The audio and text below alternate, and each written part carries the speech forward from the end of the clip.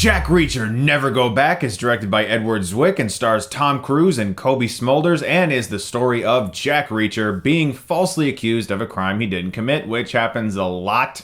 If you've ever read any of the Reacher novels, this guy...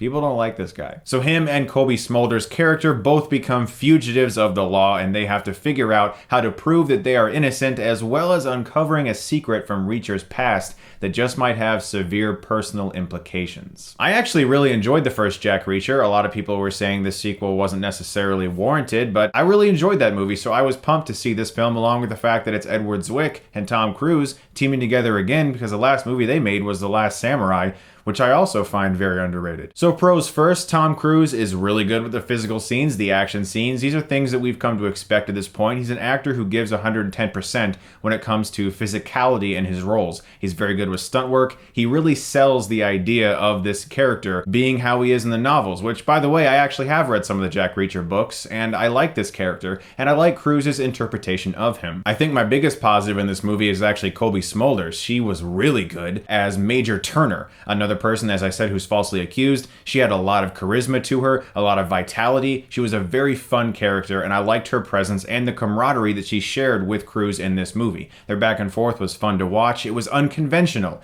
It wasn't like smile and wink to the camera all the time. These are two people who don't really get along for a large portion of the movie, so saying that they don't necessarily have the best chemistry is accurate. These characters don't really get along for a long time. It's not like Rush Hour, like where Chris Tucker and Jackie Chan don't get along, but it's funny. These characters don't really work well with one another until they learn to, and watching their relationship evolve was something that I appreciated in this film. All that being said, I left the theater disappointed because this is, unfortunately, a very formulaic action movie that doesn't really have anything remarkable about it. And what was very surprising to me was that Edward Zwick approached the action scenes in a very conventional way.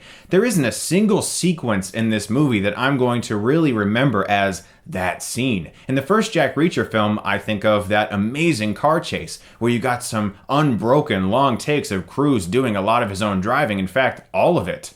And that was really exciting. I think of the chilling opening scene with the shooter who was eyeing out his targets. There are a lot of scenes in Jack Reacher, the first one, that I remember as being very effective and really good. There's nothing like that in Never Go Back. Everything is just very conventionally done. It feels kind of like a straight-to-DVD movie with a higher budget, with better actors. One thing that Tom Cruise has never been accused of is not having charisma. The guy always has a lot of energy to him in his roles, he always is very likable and fun, and he gives a lot to his performances.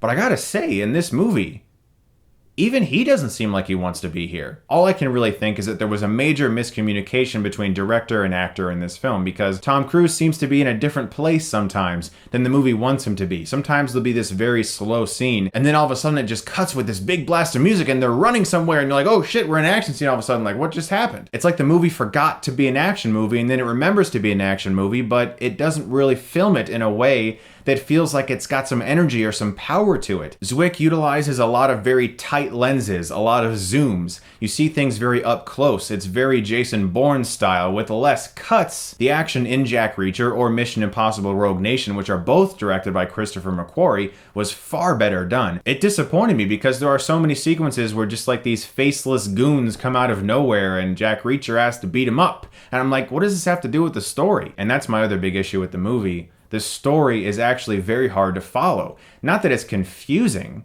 it's just poorly told. They throw in the aspect that Reacher might have a daughter, but this daughter character seems to have no purpose for the story other than to get into trouble and make the wrong moves to get them found, which was troublesome to me. There were so many missed opportunities in this script, and I gotta say, once you get to a certain point in the movie, you wonder if anything that has happened actually adds up anymore. It's a story that upon revision, when you look at the beginning, the middle, and the end, and then you look at things that happen throughout the movie, it just doesn't hold up anymore once you learn certain things. Jack Reacher Never Go Back is not a terrible movie. There's nothing offensive about it. You don't sit there going like, I hate my life as I watch this. If it came on TNT one day and it was just sort of on, I'm sure that it would be entertaining enough to watch. It's just that it could have been a lot better, especially when you take the first film and compare it to that. And the performers in this movie, who are normally amazing in films, just kind of come off contractually obligated. I'm gonna give Jack Reacher Never Go Back a C.